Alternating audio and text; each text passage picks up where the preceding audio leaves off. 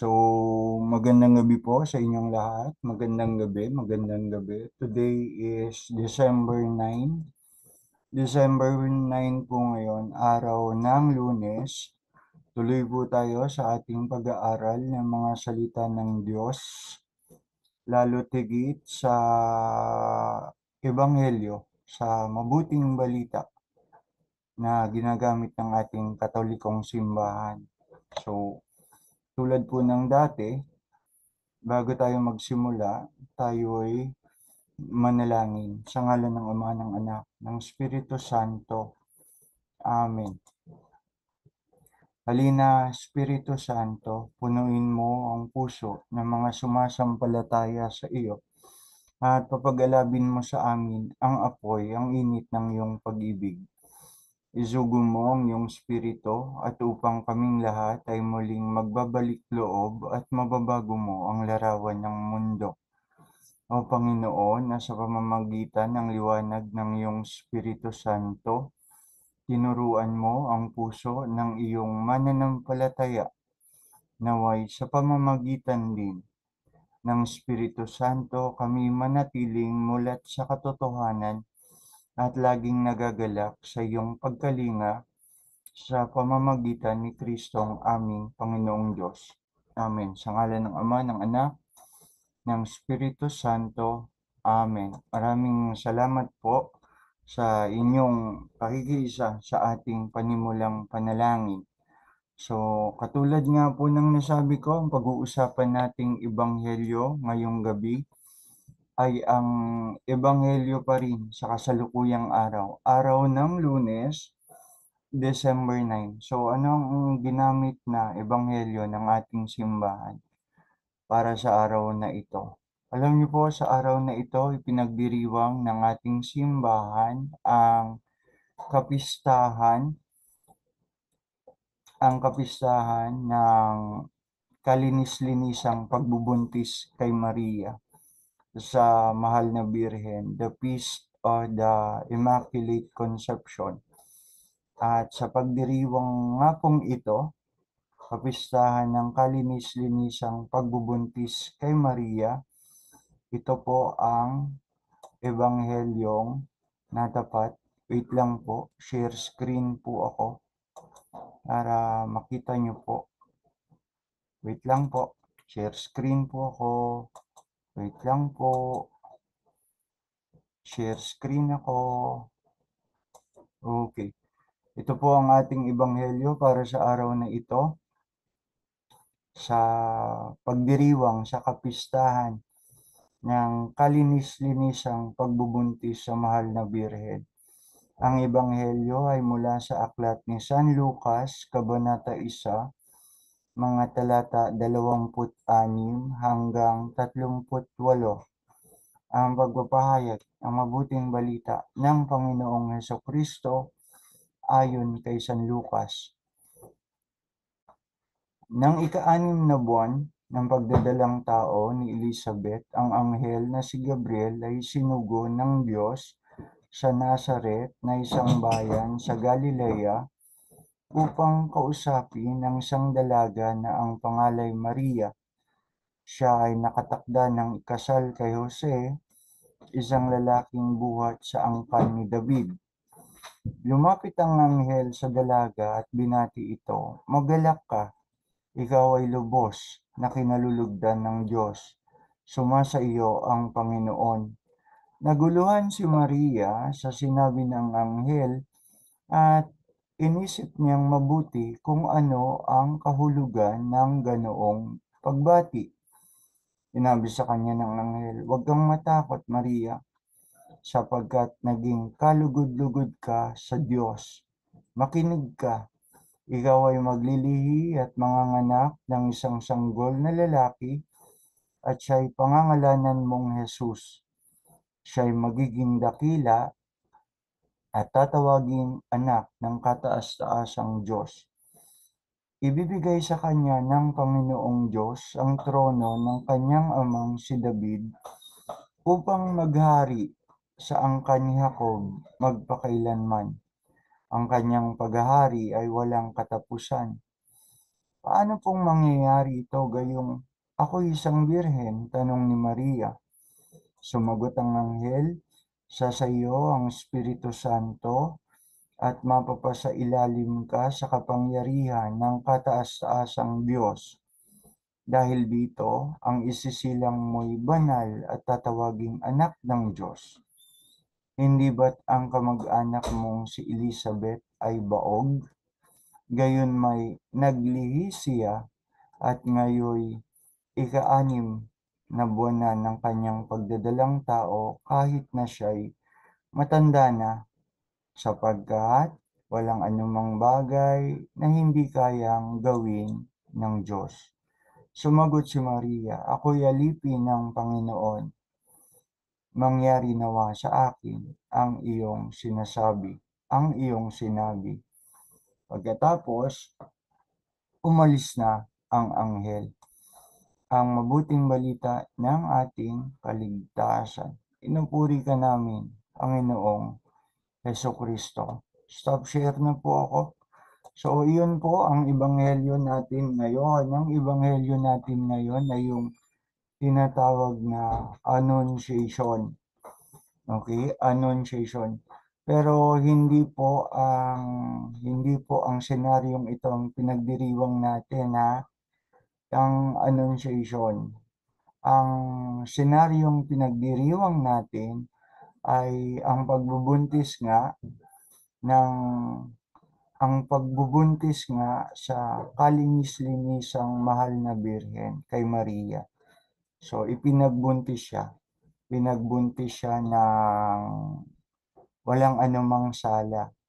Yun ang tinuturo at sinasabi ng ating inang simbahan. Linawin natin mabuti. What is the feast of the Immaculate Conception? Ito po ay isang pagdiriwang sa ating Katolikong simbahan, okay, na ipinagdiriwang natin tuwing ika-8 ng Disyembre taon-taon. Pinararangalan nito ang ating paniniwala na ang mahal na birhen ay ipinagbuntis ng walang anumang kasalanan, walang original sin. May mga kapatid tayo sa ibang pananampalataya na hindi naniniwala dyan sa original sin na yan. Wala daw original sin. Okay, lalo na, alam nyo po, straightforward ako. Lalo na mga Muslim. Sa paniwala ng mga Muslim, nang magkasala ang ating unang mga magulang, si Adan at Eva, kasunod nun, pinatawad na sila ng Diyos. Okay? So, nawala na yung original sin. Yun ang kanilang paniniwala.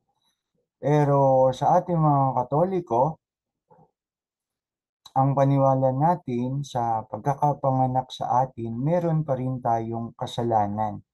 At yun nga yung original sin o kasalanang minana natin sa ating mga unang magulang, sa ating unang magulang, sa unang magulang ng lahat ng tao, sina Adan at Eva. So dahil sa paniniwalang ito na si Maria ay walang bahid kasalanan, paniniwala din ito na siya'y malinis, kaya nga kalinis-linisang birhen. Okay? Virgin most holy, Virgin most pure. Yun ang tinuturo sa atin at ating pinaniniwalaan. Siya'y malinis, siya'y banal. From the moment of her conception, sa pagkakabuo niya sa sinapupunan ng kanyang magulang, ng kanyang ina, na si Maria ay walang original sin. Ito'y isang doktrina na isa sa mga haligi ng ating simbahan sa Marian Theology. Okay? Marian Theology, lahat ng usapin tungkol sa mahal na birhen. At itong Immaculate Conception na to, opisyal na kinilala at idineklara bilang isang dogma ng Santo Papa na si Pope Pius IX sa kanyang Apostolic Constitution Ineffabilis Deus. Okay, ang declaration na ito Okay? Ang declaration ng dogma na ito ay ginawa noong December 8, 1854. Now, what is a Catholic dogma? Laliman natin. Ang Catholic dogma ay pag sinabing dogma, ito isang katotohanan na sa paniniwala ng ating simbahan ay ibinunyag. Okay? Ibinunyag, ipinahayag ng Diyos, revealed by God to the Church. Diyos ang nagpahayag nito sa simbahan. Okay? So, ibig sabihin, formal nitong binibigyang kahulugan bilang deklarasyon ang isang paniniwala na dapat paniwalaan ng lahat ng mga naniniwala sa simbahan. At yun nga ang simbahang Katoliko, kaya nga Catholic dogma. So, ang dogma, ang mga dogmang ito ay itinuturing na walang anumang pagkakamali, mga katuroang walang pagkakamali. Pag sinabing dogma, walang pagkakamali. Okay, yun ang turo sa atin, walang pagkakamali. Ibig sabihin, free from error, walang pagkakamali. Dahil, una, pinaniniwalaan na Diyos ang nagpahayag nito. Okay, ang Diyos ang nagpahayag nito, ang nagsabi, ang naglahad sa paraang pinaniniwalaan ng simbahan. Pwedeng sa pamamagitan ng banal na kasulatan, okay, at banal na tradisyon ng simbahan. Okay. Sa mga previous published videos ko, nasabi ko na yung mga yan bilang haligi ng ating paniniwalang Katoliko na hindi lang tayo nakabase sa sacred scripture, sa Biblia, kundi sa mga banal na tradisyon ng simbahan. Kasi ang mga tradisyon, kalimitan sa mga yan, maraming hindi na isulat. Pero totoo. Pero totoo. Okay. Nung unang panahon naman, upang turuan ng mga anak ng Israel, hindi naman kailangan nakasulat eh. Kung minsan by word of mouth. Okay, by word of mouth. Pagpapasa-pasa ng mga salita habang nagpapalit-palit ang saling lahi. Okay, by word of mouth. Doon natin na ipapasa ang mga tradisyon. Okay, ang mga tradisyon. So they are sacred traditions. So ano bang elemento ng kapistahang ito? Okay? Kahit na ang doktrinang ito ay hindi sinasabing eksaktong-eksakto sa Biblia, ito'y masasabing pwedeng nakuha o nagmula, hindi pwede, kundi nakuha talaga mula sa aklat ni San Lucas, Kabanata 1, talata 28, kung saan sinabi ng anghel kay Maria, the angel Gabriel, greets Mary as someone who is full of grace. Habagi noong Maria na pupuno ka ng grasya. So, implication, implying na si Maria walang anumang bahid kasalanan. Full of grace. Full of grace. Puno ng grasya. Napupuno ng grasya. Balik tayo dun sa tanong, bakit kailangan nating ipagdiwang o bigyang halaga ang kalinis-linisang pagbubuntis kay Maria? Una, upang ipanganak si Kristo, ang Panginoon kinakailangang magkaroon ng isang instrumento, tao nga, instrumento at babae na sasang-ayon sa kalooban ng Diyos.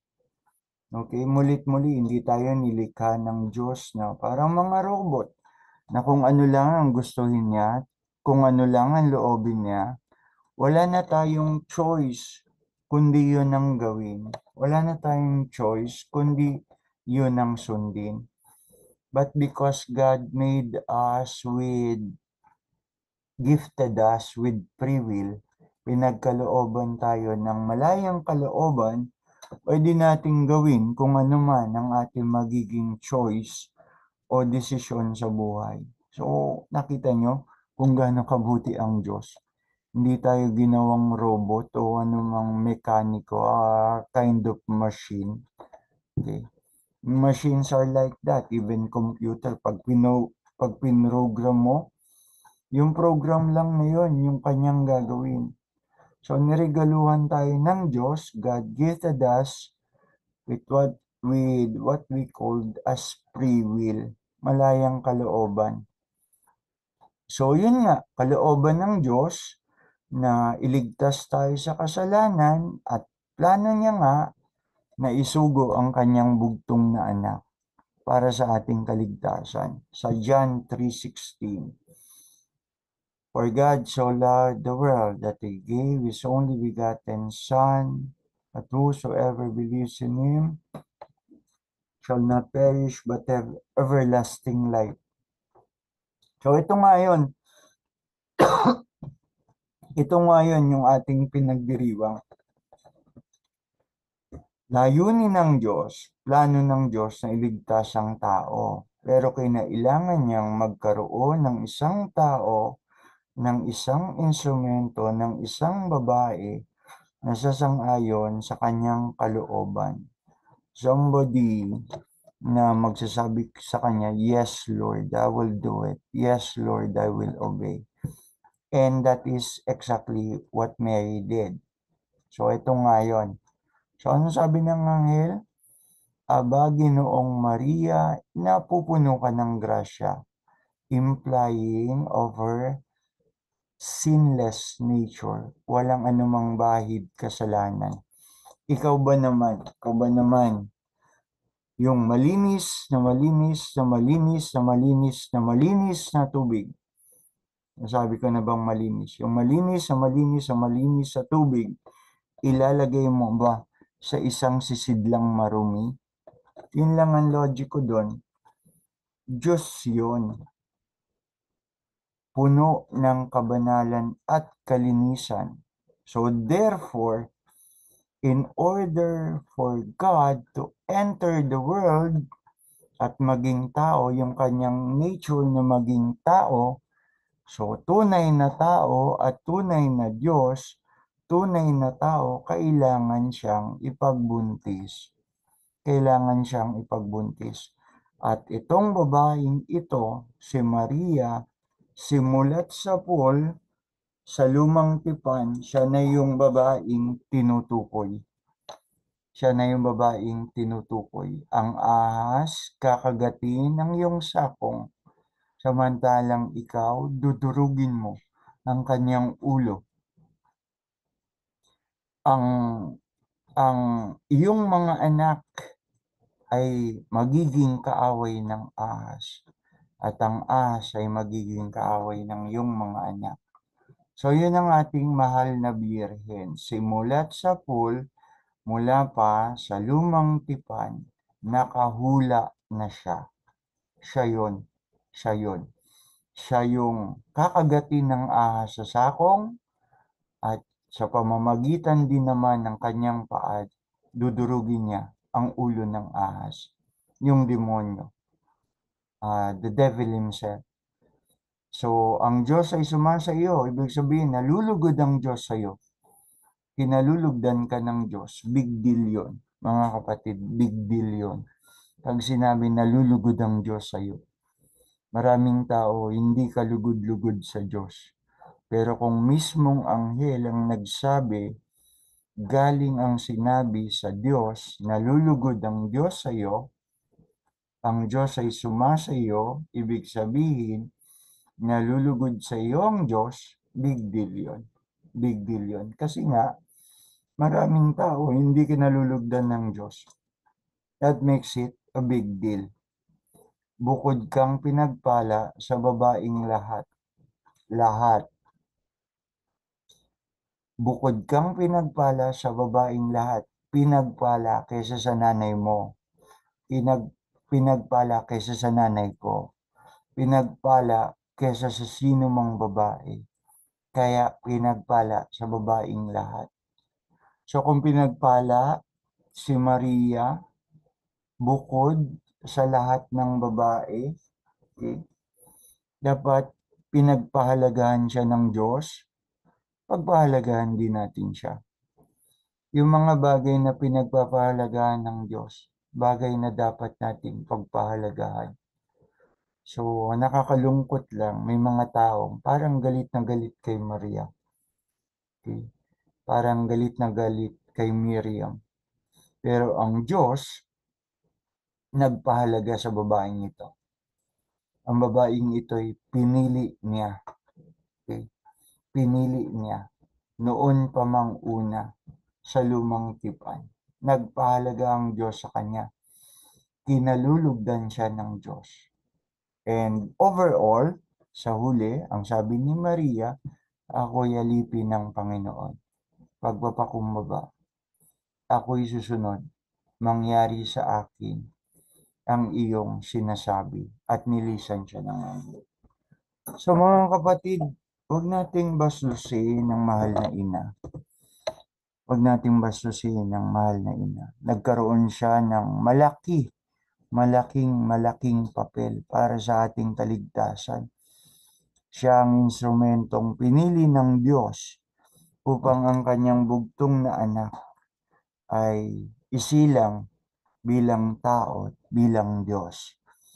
So ang mga pinagpapahalagahan ng Diyos, pagpahalagahan din natin. Huwag nating bastusin. Huwag nating sabihan, huwag nating ituring ng kung ano-anong masama. Blasphemy po yun. Blasphemy po yun. At yung bagay na yun, hindi kalugod-lugod sa Diyos. O dyan na lang po natin tapusin. Marami nang nasabi. Nakamaskara pa rin po ako kasi may problema pa rin ako sa dentures ko. Hindi ko pa po napaayos. So yan lang po ang dahilan kung bakit ako naka-face mask. Okay? So magandang gabi po sa inyong lahat. Pagpalain tayo ng Panginoon. Patuloy na gabayan at iligtas sa anumang kapahamakan at malubhang mga pagkakasakit. Sumainyo po ang Panginoon. Sumainyo ang Panginoon. Sumainyo ang Diyos at luwalhati sa Ama, sa Anak at sa Espiritu Santo. Parang sa unang-una, ngayon at magpakailanman, magpasawalang hanggan. Amen. Maraming salamat po sa inyong lahat at magandang gabi. Salamat po. Paalam.